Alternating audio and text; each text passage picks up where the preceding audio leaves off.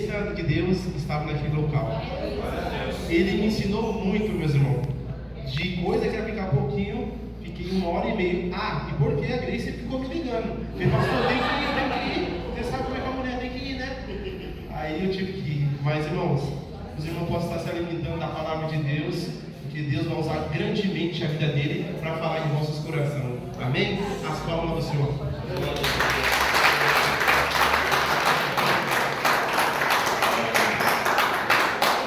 Louvado seja Deus. Boa noite, querida igreja. Paz seja convosco. Deus possa nos usar nesta noite para abençoar. Amém?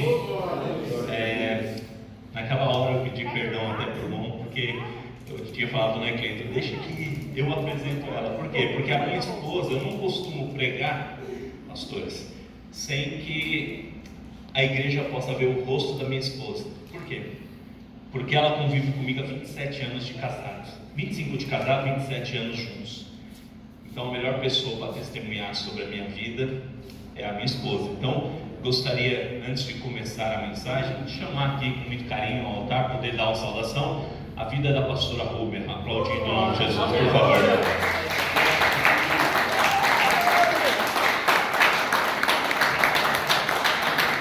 Glória a Deus, aleluia.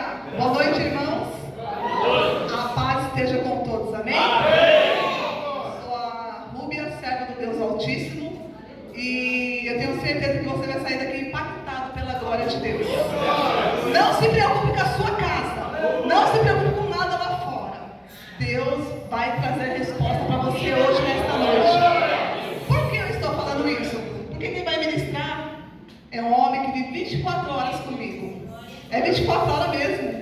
Ele trabalha lá na gráfica, eu moro na casa de cima, e nós ficamos 24 horas juntos. Então ele é um ótimo pai, um ótimo marido, e um ótimo filho, e principalmente um homem que respeita a Deus acima de tudo. Que tem o caráter de Cristo, que é o principal. Então eu sou a única pessoa que posso falar isso, mais ninguém. Então receba a vida do meu pastor, que ele é meu pastor, meu marido, o melhor marido do mundo, aplaudindo o nome do Senhor Jesus. Glória a Deus. Amém. Agora sim, podemos aceitar os amados? Quando eu disser a expressão amados, né, engloba as mulheres também, porque hoje nós vivemos num tempo em que tem que explicar tudo. Então é muito difícil, mas recebam assim como a igreja de Cristo, né? A Bíblia diz que nós somos a igreja do Senhor, então vamos parar com esses termos, né? Ele, ela, eles, todos que agora estão querendo obrigar nós a falarmos. Nós não falaremos, nós falaremos a linguagem do céu. Amém? Amados, eu vou correr, eu tenho pouco tempo e eu preciso falar daquilo que Deus me trouxe aqui para falar. Antes, gostaria de me apresentar. Eu sempre me apresento assim, como o apóstolo Paulo, que é a minha referência. Ele, todas as cartas que ele manda, das 13 epístolas, ele fala assim: eu, Paulo, servo do Altíssimo, chamado para o ministério de Cristo. Ele fala outras palavras, eu estou traduzindo isso. Meu nome é Alex Parreira, servo de Jesus Cristo, chamado para o Evangelho. Vim nesta noite como discípulo de Cristo para que juntos possamos aprender daquilo que Deus tem para nos falar. Amém? A palavra discípulo quer dizer aluno. Então todos nós aqui nesse momento somos alunos e vamos aprender com Ele, o Mestre, para que a nossa alma possa estar alimentada da boa palavra. Amém? Então, sem mais delongas, como dizia minha vozinha, vamos à mensagem. Deus colocou no meu coração um tema nesta noite, que é o seguinte: quem é Deus? Quem é Deus? Porque nós pregar a palavra é fácil, mas sem conhecer quem Ele é, fica muito difícil. Porque conversão é uma coisa, todos nós estamos aqui por causa dela. Nós nos convergimos ao Evangelho. Nós saímos do mundo e voltamos agora a viver uma vida diferente dele. Então aceitamos a conversão para conhecer quem é o nosso Criador. Deus é o nosso Criador, amém? Mas existem tantos ensinos e não vamos tomar tempo sobre isso. Eu quero falar sobre o nosso propósito aqui nesta noite. Nós, como filhos de Deus. Tem alguém mais aqui que é filho de Deus? Lembra que eu falei filho e filha, né? Não. Tem mais alguém aqui que é filho de Deus? Amém? Então, Repete comigo assim: quem é Deus? Mas é uma pergunta que nós temos que nos fazer para prosseguir no Evangelho. Temos que conhecer quem Ele é, para que aí sim nós possamos nos conhecer e tratar a nossa vida com mais respeito. Porque uma vez saímos do mundo, então agora nós temos que respeitar quem Ele é em nós, para que as coisas começam a acontecer de maneira especial. Amém? Abra sua Bíblia comigo aí em 1 Pedro. 1 Pedro, capítulo de número 2. Como eu disse, eu sou discípulo de Cristo, um aluno. Me converti a Cristo em 2005, pastor. 2005, através da vida da minha esposa, que ela nasceu em berço evangélico ou não. E conheci minha esposa aos 16 anos, ela tinha 15. E aos 18 casamos. Então, ela é minha mãe espiritual, me trouxe a Cristo. E ela é a culpada de hoje eu estar no altar pregando a palavra de Deus. Amém? 1 Pedro, capítulo de número 2, versículo de número 5, diz assim: vós também, como pedras vivas, sois edificados casa espiritual e sacerdócio santo, para oferecer sacrifícios espirituais agradáveis a Deus por Cristo Jesus. Só até aí. Agora nós vamos aprender sobre isso, porque ouvir uma palavra tão poderosa como essa, ela tem que significar algo em nós. Ela precisa significar algo em nós, porque se ela não significar, o motivo de estarmos aqui é sem motivo. Nós que somos conhecidos como filhos de Deus, somos pessoas especiais para Deus, vivendo em um mundo de perdição, seria meio que perda de tempo se ao estarmos aqui não entendermos nada do que daqui sai. É sem motivo. E não é esse o propósito do Evangelho. O Evangelho, o propósito dele em Cristo, quando veio em seu ministério, ele começou a ensinar. Jesus não veio fazer curas e milagres, bem que foi assim que aconteceu para ele se revelar. Ele fez. Por quê? Porque ele sabe da nossa carência aqui. Ele sabe que nós somos necessitados de algo. Nós às vezes não sabemos o quanto somos, mas ele sabe que somos necessitados. É como o carro sem gasolina. Carro sem gasolina ou sem combustível não anda. Nós somos iguais, semelhantes a isso, na parábola. Então, a primeira coisa que me chamou a atenção, eu que viajo missões na Itália, na Inglaterra, né, e amo missões, amo falar do amor de Cristo, revelar o Pai. Esse é o sentido de Cristo quando veio à Terra, revelar o Pai aos homens, porque naquele tempo os homens estavam vivendo a religião, como hoje nós vemos a religião sendo pregada, e não o Pai sendo revelado aos filhos. Foi isso que eu disse, que nós somos filhos, e nós precisamos conhecer o Pai, para que aí haja sentido em nós, para traçarmos a nossa trajetória de viver uma vida em Cristo. Senão, você entende que precisa haver compreensão, porque havendo compreensão em nós do que Ele é, então nós entendemos quem Ele é e por que Ele nos chamou da treva para a luz. Primeiro, nós o conhecemos como Jesus revela Ele. Jesus nunca revelou o Pai como Deus, nem como Criador, mas Ele disse Pai. Ele até fez isso que vocês começaram lindamente aqui na hora de começar a administração. Nós temos essa tradição na nossa casa da oração do Pai Nosso. Deus já preparou a mensagem para nós, percebeu? Cheguei aqui para ministrar a palavra, já começou ministrando Deus em nós.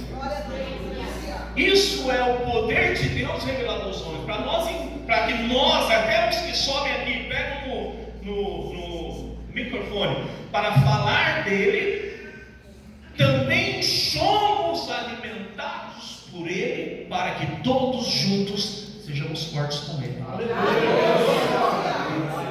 Amém? Então, primeira coisa, se Jesus se revela Pai, na língua hebraica o nome de Deus é Yod Revav He, ou traduzindo YHWH, o tetagrama sagrado. Só que as religiões arrancaram o nome do Pai das Escrituras para quê? Para que os filhos não conheçam quem Ele é. Essa foi a estratégia das religiões para nos aproximar mais das doutrinas do que do Pai. Por isso que Jesus sempre disse assim: eu sou o caminho, a verdade e a vida, e ninguém vai ao Pai. Ele estava traduzindo isso o seguinte: olha, vocês viveram até hoje perdidos na religiosidade. Agora, eu que sou, lá em João capítulo 1, o Verbo, aquele que estava com Deus, que era Deus, eu me fiz carne, vocês não perceberam, eu sou uma pedra angular, me rejeitaram, mas eu vim a essa terra com um propósito: não me glorificar, mas glorificar aquele que me enviou. A função de Jesus foi revelar para nós que estávamos cegos naquele tempo, que nós não conhecíamos o Pai, conhecemos a doutrina, como faz louvor, como prega, como faz isso, como faz a oferta. Aprendemos as coisas que precisam ser feitas, não tem que ser esquecido, porém sem esquecer quem fez todas as coisas, porque aí sim, tudo que fizermos será para Ele, por Ele, porque para Ele e por Ele são todas as coisas. Então, muitas pessoas ouvem assim chamar Deus, o Pai, com aquela frase quando Jesus está lá na cruz, e Ele fala assim: Abba, Pai. Ele não fala isso, mas é traduzido como se ele dissesse isso, quando na realidade ele não falava grego, ele falava hebraico. E a língua hebraica não existe Abba, a palavra Abba é grega, só veio para nós por causa da tradução para o grego, e do grego para o latim. O que eu quero que você entenda é que nós vamos conhecer quem é o Pai. É essa a mensagem, por isso que eu vou explicar bem minuciosa. No hebraico, Pai diz assim, duas letras: Av, ou Av, que é o A de Aleph, e Vet de V, que é a letra V, que significa duas coisas importantes, pastor. Aleph significa força, aleluia, e Vet significa casa. Aleluia. Agora nós vamos entrar na mensagem. Aleph, Pai, então Av significa força da casa. Ou seja, o Espírito se revela em nós como morada, porque nós agora somos casa dele. Então o Espírito Santo precisa morar em algum lugar. Onde o Espírito Santo de Deus vai morar? É uma pergunta. Nesse tempo, onde? Onde a Bíblia diz que ele tem que morar? No mundo? Não. Ele tem que morar no irmão A, B ou C? É por isso que Jesus falou para aqueles homens que estavam assim: nossa, que templo lindo! Isso aqui é destruído rápido, e eu edifico uma casa. Jesus já estava dizendo assim: agora, por mãos de homem, não me edificareis nada, porque agora o Espírito Santo de Deus vai morar em uma nova casa que nenhum homem fez.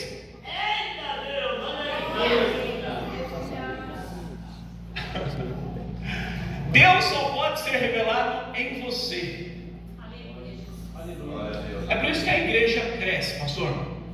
Quando nós estamos lá no nosso dia a dia, no mundo, vamos colocar assim como as pessoas colocam, ninguém sai dele, né? Mas nós estamos vendo neste ambiente do mundo. Quando nós que somos meros mortais em Cristo, porque aceitamos a Ele, e estamos lá no mundo, então o mundo precisa conhecer quem Ele é lá.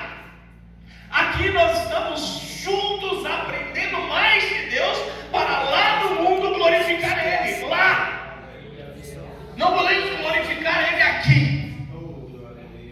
aqui nós o adoraremos.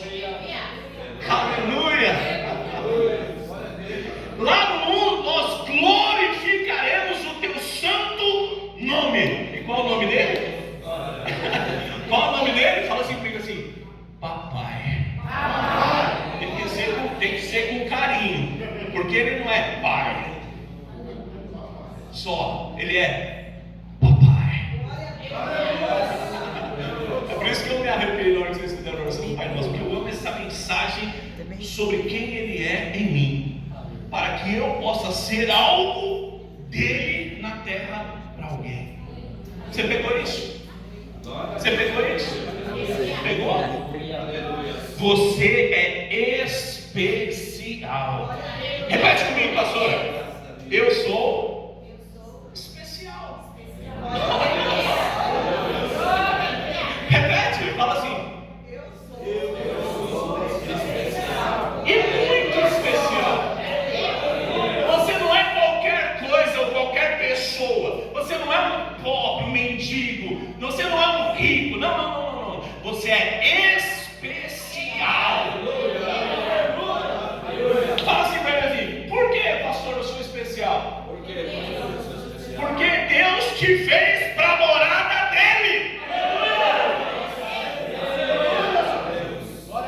Ele não vai morar em outro lugar. Foi uma promessa dada a nós lá na cruz, quando Jesus estava sendo ali submetido à morte de cruz.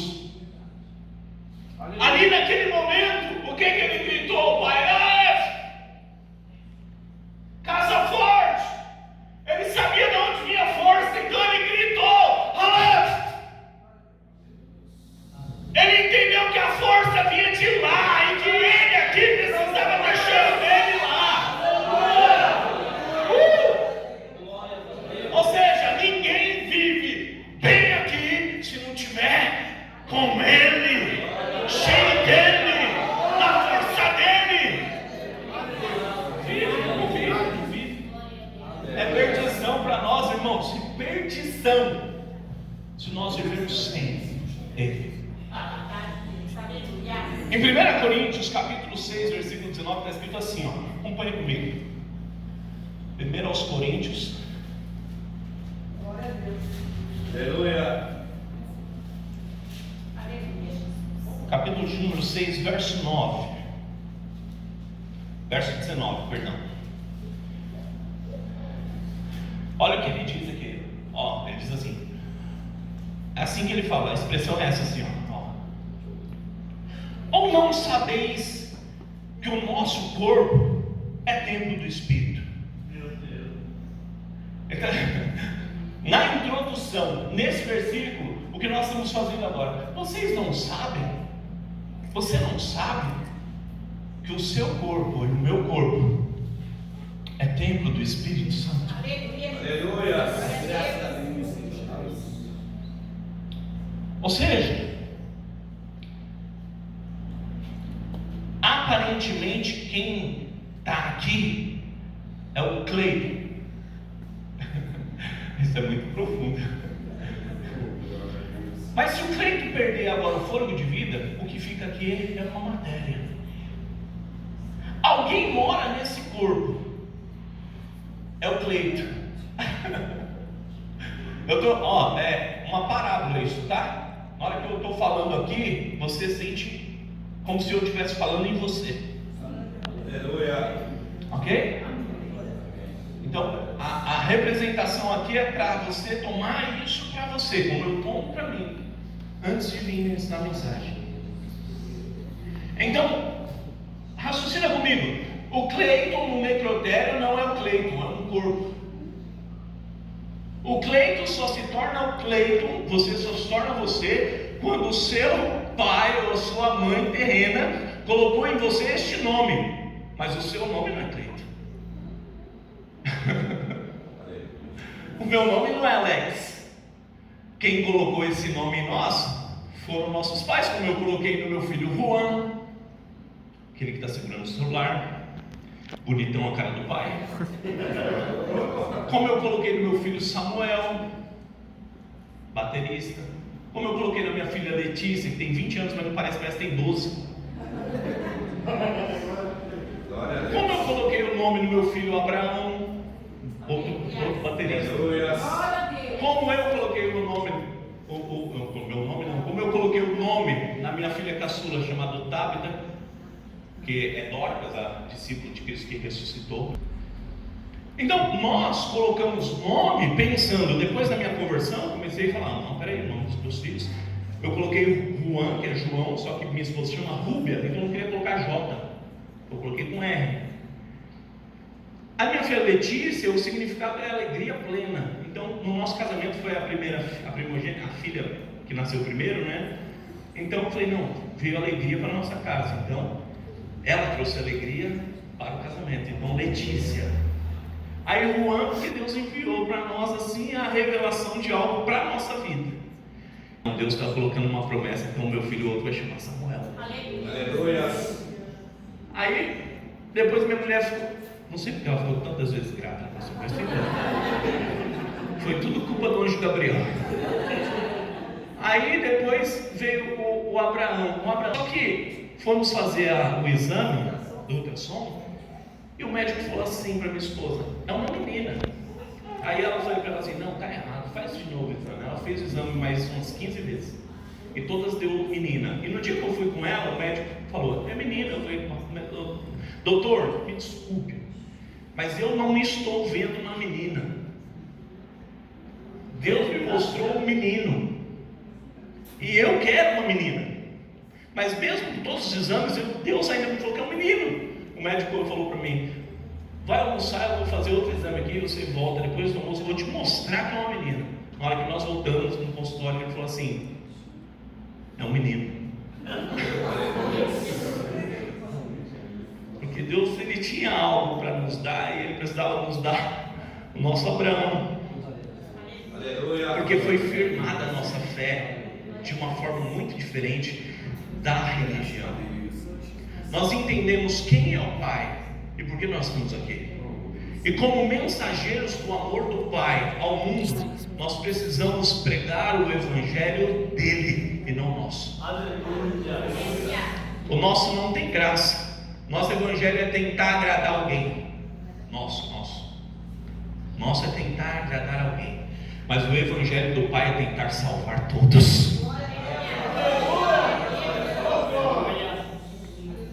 E aí depois veio a Tabita, porque é a discípula de Cristo que ressuscitou e a única mulher que pregou o Evangelho fora do meio dos discípulos. E essa mulher fazia muitas boas obras, a Bíblia diz, e ela morreu e um discípulo chamado Pedro foi até lá e ressuscitou ela. E ela continuou fazendo a obra. Todos com um significado. O que é isso, pastor? O que o senhor falou? Falou da sua vida, da sua família? Não. Estou dizendo para vocês que quando vocês não me conhecem, quando nós conhecemos o Pai, nós não entendemos nada. Agora vocês conhecem mais de mim, é da mesma forma que Deus quer ser conhecido. Deus não quer que a gente se ajunte num lugar, num templo somente. Pastor, fica cansativo para o Senhor. Fica cansativo. Deus não quer que nós nos ajuntemos nesse lugar só para a gente olhar um para a cara do outro e falar assim: amém, estamos na igreja. Não. Deus quer de nós muito mais do que nós podemos dar. É por isso que servo que faz o que pede é inútil. Servo bom e fiel faz além do que foi pedido. A Bíblia pede isso para nós, para que a gente não faça isso. O Evangelho de Cristo está sendo pregado, mas o ouvido de quem ouve só está escutando. Que é diferente. Minha avó dizia: não é para escutar, é para ouvir. Por quê? Porque quem escuta entra por um ouvido e sai, mas quem ouve, guarda no coração. Amém? Então, olha lá. Então, precisamos primeiro aceitar quem Ele é, para que aí sim Ele possa morar em mim. Como é que você vai chamar Jesus para morar em você, o Espírito Santo para morar em você? Você nem o conhece. Hoje você sabe mais. Claro que o pastor tem ministrado muito, não quero discutir isso aqui. Estou aqui como mensageiro, como o apóstolo Paulo saindo, levando o Silas com ele, foi até a Turquia. Você vai enxergar na Bíblia falando sobre Derbe e Listra. Ali é a Turquia. Hoje a Turquia tem 1% de convertido. E olha quanto tempo eles pregaram lá. Porque ninguém ouviu a mensagem, eles só escutaram. E hoje 1% da Turquia é cristã. Os 99% ainda são os muçulmanos. E olha, Paulo foi lá. Se ele, que era tão poderoso em palavra, não conseguiu mudar aquela história, significa que o problema não está em quem prega, o problema está em quem ouve. Aleluia. E nessa mesma viagem, quando ele vai com Silas, a Bíblia diz e relata o seguinte: que o Espírito de Deus proibiu ele de pregar na Ásia. Sabe o que acontece, irmãos? Nós temos que ser referência para o mundo. Amém ou não amém? Amém? Sim ou não? Sim. Sim ou não? Sim. Então o que é ser referência? O que é ser referência? Se eu aceitei ser casa, morada do Espírito Santo, meu linguajar é diferente, meu comportamento é diferente. Então minha vontade maior, soberana, é que com quem eu tenha contato, conheça quem ele é. Fique em segundo plano você se revelar. Eu sou o pastor da igreja do Evangelho Quadrangular, pastorei há 10 anos lá no Jardim Helena, vamos fazer missões na Inglaterra, na Itália, sua obrigação. Mas você é discípulo, então o discípulo prega aquilo que eu quero e mando. E o que ele veio mandar hoje aqui é falar o seguinte: você é filho de Deus? Eu sou filho de Deus. Você é filho de Deus? Eu sou filho de Deus. Filha de Deus? Filha de Deus? Filho de Deus? Filho de Deus? Filho de Deus? Agora, o irmão, ele nos ensinou primeiro que a religião dos homens estava matando o princípio do amor. Então ele se revelou a nós e ensinou como fazer. E ele fez os seus discípulos. O que ele fez? O que ele fez? Então olha só que interessante. Ele ensinou que precisamos revelar ao mundo o amor do Pai. Então quem é filho de Deus faz discipulado, ganha almas, ganha pessoas. Através do quê? Daquilo que você é para o mundo. Olha aqui para mim. Você tem uma missão de Deus. Fala assim para mim assim: qual é? Qual é a minha missão? Fala. Eu tenho missões, eu vou para o mundo, preguei com um albanês falando sobre isso, exatamente isso. Ele é muçulmano e eu falei, eu tenho um vídeo gravado para mostrar para a igreja. Ele é muçulmano e ele falando assim, não acredito em Jesus. Em inglês eu falando com ele, mas eu falei para ele assim, não, mas Jesus não é uma religião. Eu estava explicando para ele que Jesus, ele não é os evangélicos, Jesus não é os católicos, Jesus não é o cristianismo.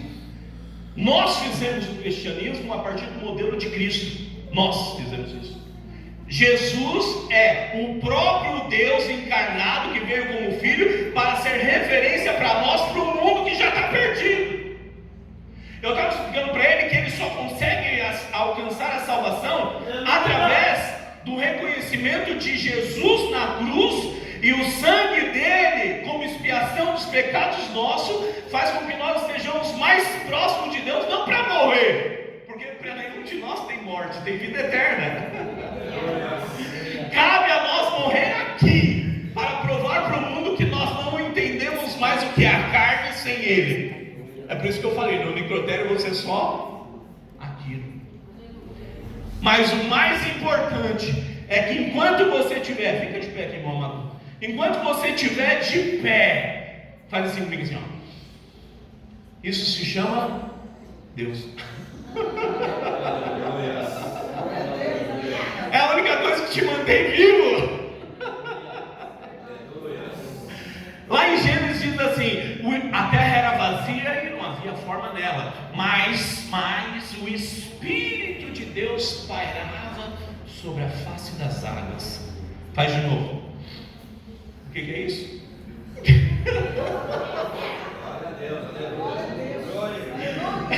Então nós só estamos de pé porque existe Deus. E seja bom ou ruim, é Deus que sustenta.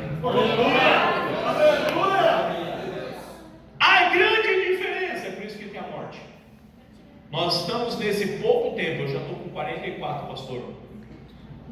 Logo, eu estou falando para Deus assim, 120 já está um bom negócio. Mais uns 80, eu já estou querendo 4 a mais, tá vendo? Negociar com Deus nessa vida é porque nós não conhecemos lá. Quer dizer, conhecemos, mas não lembramos. Porque antes de você vir para esta terra, ser formado seus ossos no ventre da tua mãe, eu já te separei, designei e te enviei. Então nós já estávamos lá. Aí vem o porquê estamos aqui. Porque os homens se perdem. E depois de mim e de você, Deus vai enviar mais para que o Evangelho seja pregado e que o amor dele seja revelado. Isso até é o momento em que houver o Apocalipse. Aí a gente esquece, vamos para a glória. Fala assim comigo assim: como eu permito isso? Permito o quê? Que o Espírito Santo mora em você. Se ele precisar morar em alguma coisa, ele vai morar aqui, pastor. Quando nós formos embora daqui, quando nós saímos, todos nós saímos daqui do templo lindo, que é a casa do Pai, porque esse é o lugar tabernáculo de adoração. Nós viemos aqui para cultuar a Deus. E o principal, entregar a oferta. Esse é o verdadeiro motivo. Porque só assim adora a Deus. Sabia disso? Ninguém adora a Deus de mãos vazias. Ninguém. Não estou pregando sobre oferta não, tá? Estou ensinando sobre como fazer. Porque somos filhos de Deus e todo dia Deus está nos abençoando, nos alimentando, nos fortalecendo. E a obra aqui, a casa, para que venha mais gente conhecer essa palavra, só vai ficar aberta se nós ofertarmos.